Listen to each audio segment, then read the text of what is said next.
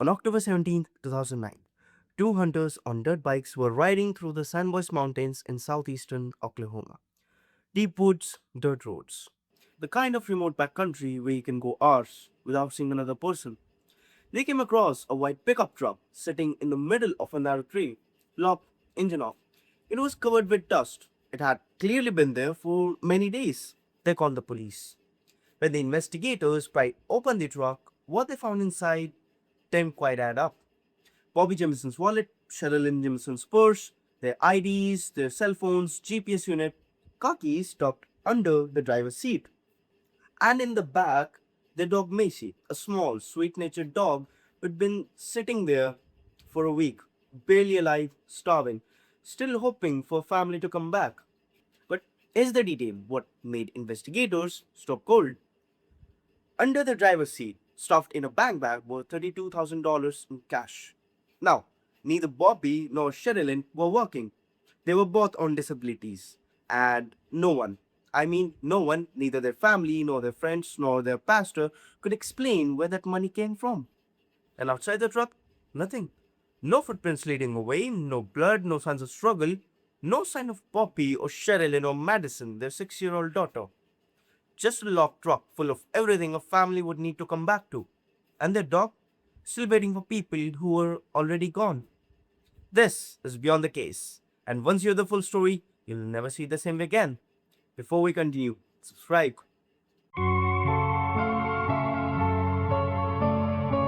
But to understand what brought Jamisons to those mountains, we need to go back to a house in Eufaula, Oklahoma. A house Bobby believed to be haunted. Bobby Day Jamison was 44 years old. He'd grown up in Oklahoma City area but settled in Eufaula, a small town consisting of 3,000 people at the edge of Eufaula Lake. Quite rural, the kind of place where people keep to themselves and the nearest Walmart is a real drive. Sherilyn Jamison was 44 years old. She'd been through a lot. Her sister had died recently, and grief had hit her hard. She suffered from depression. Bobby did too. Both of them were on disability. Bobby for his back conditions and Sherilyn for other health issues.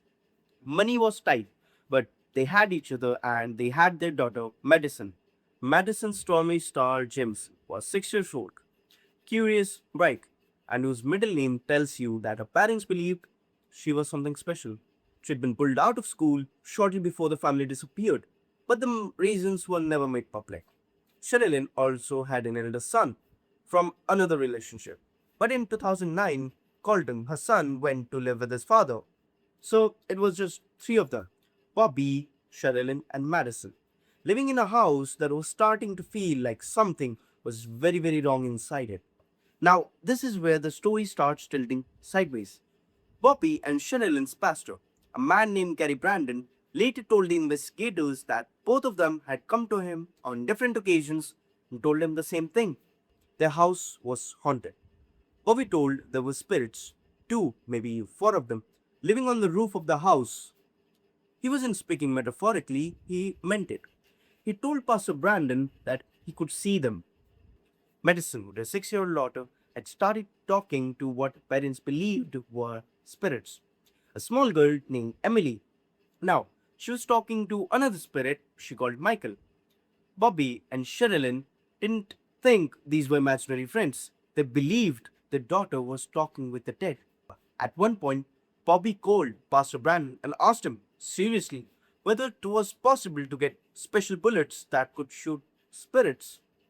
He was really asking about if there was any ammunition that could work on ghosts.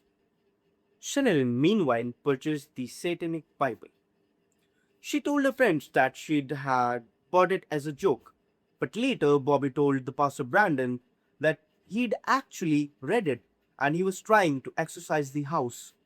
Sherilyn also believed in Wicca. A friend told the investigators that she and Sherilyn conducted seances together. She also told that Sherilyn took them far more seriously than she did.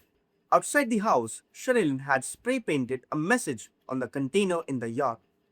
3 cats have been killed by people in this area. Witches don't like their black cats killed. She believed someone in her neighborhood was killing her cats and it was connected to something way more darker. Now, here's what's important. None of this means the Jamisons were dangerous. They were just scared, they were isolated, dealing with chronic pain, grief, and deeply detaching from the world around them. The neighbors stayed away. The pastor would later leave the area entirely and refuse to speak about the case. The Jamisons were family pulling inward, circling around the wagons they couldn't explain and nobody else could see. And then there's Bobby's father. Bobby's relationship with his father, Bob Dean Jamison, was toxic.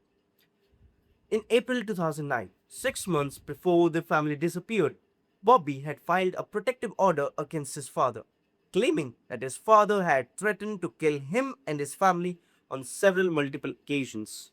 In the petition, Bobby wrote that his father had intentionally hit him with his car on November 1st, 2008. Bobby also stated that there were many times when his family were severely scared for their lives. Bobby had also been working at his father's gas station. Now, the deal was supposed to be a 50-50 split on the profits. Bobby stated he was never paid. He was also in the process of suing his father when the family disappeared. And there was one more person, a handyman named Kenneth Bellows, who had been staying with the family as a friend. Now, in August 2009, Bellows' white supremacist beliefs were uncovered and he found out that Sherilynn had Native American heritage. Arguments broke out. Sherilynn grabbed a 22 caliber pistol, fired it into the ground at his feet, pointed it at him and forced him off the property. So picture this family: a haunted house, dead cats, satanic Bible, a father who had threatened to kill them, a white supremacist they had to run off at gunpoint. And now they wanted out. Bobby and Sherilyn found a 40-acre plot of land, 30 miles east, deep in the Sans Bois Mountains. The plan was to buy it and live there, in a storage container they already owned, a fresh start off the grid, away from everything. On October 8, 2009, the Jamisons loaded up the truck and went into the mountains. And that's when things took a dark turn. On that day before they left, their home security cameras recorded something. The footage, timestamped the day they departed, shows Bobby and Sherilyn packing the truck, moving around the house, truck to house to truck, several trips. They don't speak. They don't look at each other. Sometimes they carry boxes or bags. Sometimes they don't carry nothing at all. They walk to the truck, stand there for a moment, pause, and went back inside the house. At times, they stop mid-stride and just stare, like someone hit pause on them and forgot to press play. Former Latimer County Sheriff watched that footage and described it in two words: trance-like. Both of them looked unwell. The vibrant, healthier versions of Bobby and Sherilyn, which their friends and family remembered, were gone. It looked like they were hollowed out from the inside. Sherilyn places a brown briefcase into the truck. That briefcase has never been found. She also carries a 22 caliber pistol, which also has never been found.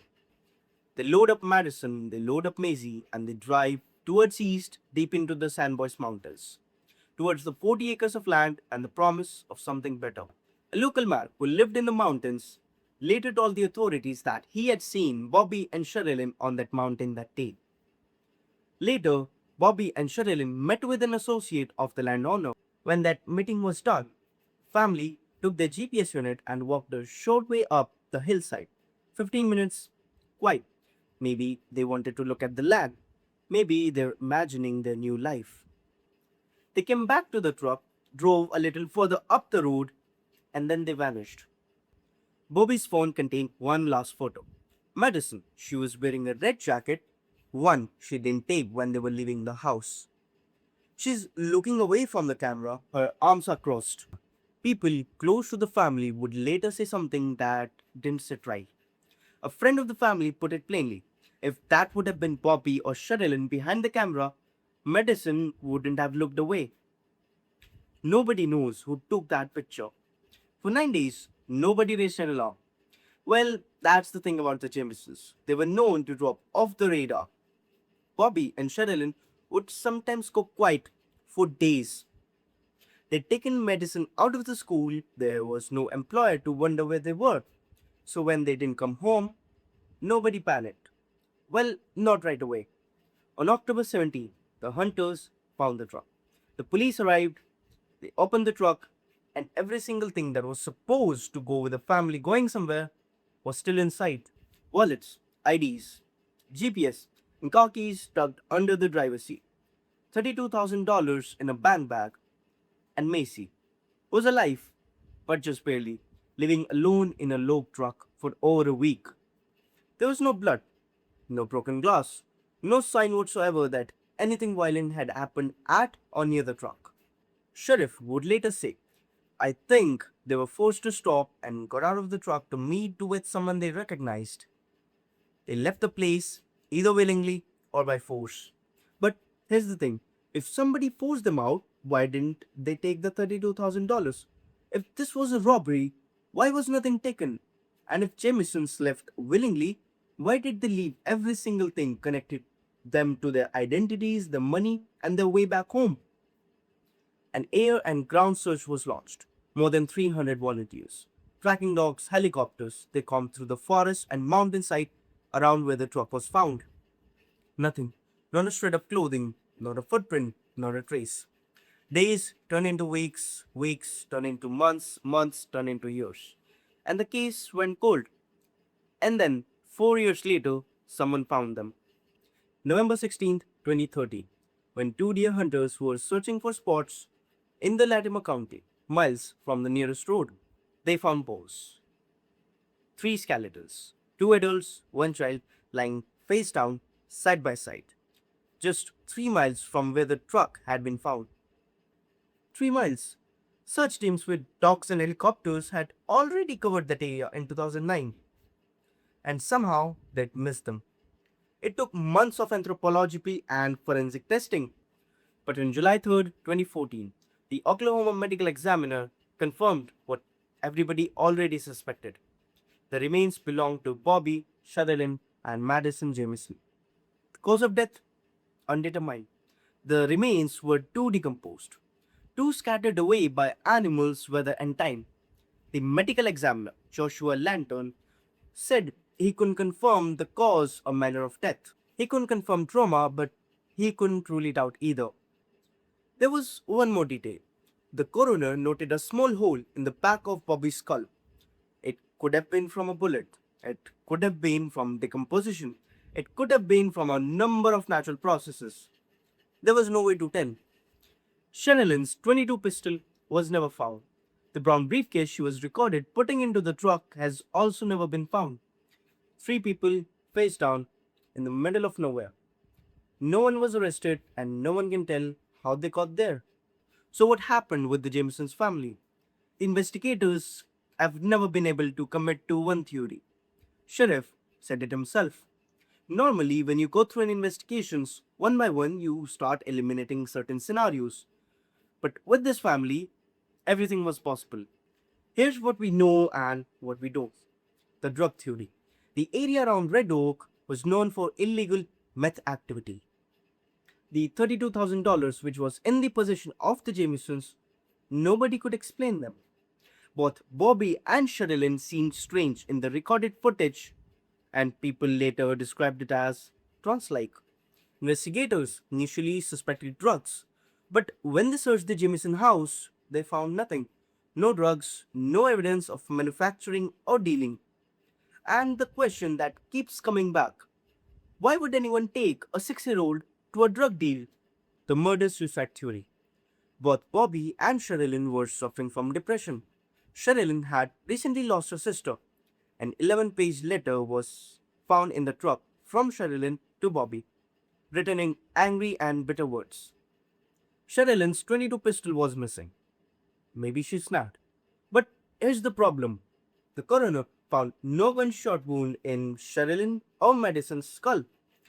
There was only one ambiguous hole in Bobby's skull. So if Sherilynn killed Bobby and then killed herself, where's the gun? Someone would have had to remove it.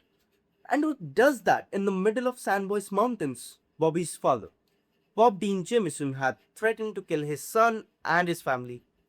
Bobby believed it enough to file a restraining order and a lawsuit. Bobby's mother, Starlet, said her ex-husband was dangerous. There were even rumors about Bob Dean being allegedly connected to organized crime. But the investigators said Bob Dean had a solid alibi. He was either in a hospital or at home resting when the family disappeared. His brother, Jack, described him as disturbed but not capable of murder. Bob Dean Jamison died 2 months after his son's family went missing. The cult theory. Sherilyn's mother, Connie, went public with the belief that the Jamisons were targeted by a religious cult. She also told the investigators that southeastern Oklahoma was also known for that, cults and stuff like that. She believed Sherilyn had been placed on a cult hit list, but she never mentioned any specific cult. The police in their investigations found no evidence between the Jamisons and any organized group. The theory, while unsettling, still remains speculation. They saw something they shouldn't have. This is the theory that lingers. The Sans Bois Mountains were known for illegal drug operations. Maybe, while looking out at the 40 acres of land, they stumbled onto something they weren't meant to see. A meth operation, a cook site, people who couldn't afford witnesses. Maybe someone met them on the road. The family recognized them. Maybe they didn't. But whatever happened, three people were found face down in the dirt 3 miles from the truck, and nobody has ever come forward.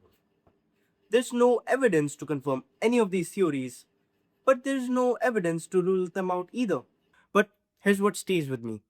Two people connected to this case disappeared in their own way. Sheriff Ezra quit the force in 2011. He moved overseas, and the people close to the investigation said that he couldn't stand the guilt of not finding the killer of Madyson, the 6-year-old girl. He couldn't give her family an answer. Pastor Gary Brandon, the man Bobby and Sherilynn both confided in about the spirits, the satanic Bible, the special bullets, shortly left the area after the Jamisons vanished. He has not spoken publicly about the case since. Whatever he knew, whatever they told him, he took it with him. And then there's the footage. That's what people remember. That's what they come back to. Both Bobby and Sherilyn moving back and forth to the truck, to the house. It looks like two people moving through a world that isn't quite real anymore. Not speaking, not looking at each other, just moving again and again. Loading the truck for a trip they would never come back from. And somewhere behind them, in the house, just off the camera, was Madyson, the 6-year-old girl whose full name was Madyson Stormy Star Jamison, whose parents thought she was extraordinary. Whatever happened in those mountains, she was there for it. $32,000 in cash, and nobody left alive to explain where it came from. A brown briefcase that was never found. A gun that was never found. A family of three laid face down in the dirt like they'd been carefully placed by someone who wanted them found that way. And a dog named Macy, who was in a locked truck for 9 days, starving, barely alive, waiting for family to come back, who were already dead 3 miles into the trees. If you believe cases like this deserve an honest and careful telling, consider subscribing to Beyond the Case. It helps us keep these forgotten cases alive. And the next time you drive out to look at a piece of land in the middle of nowhere, a fresh start, a place where nobody will bother you, just make sure you already know who else is out there.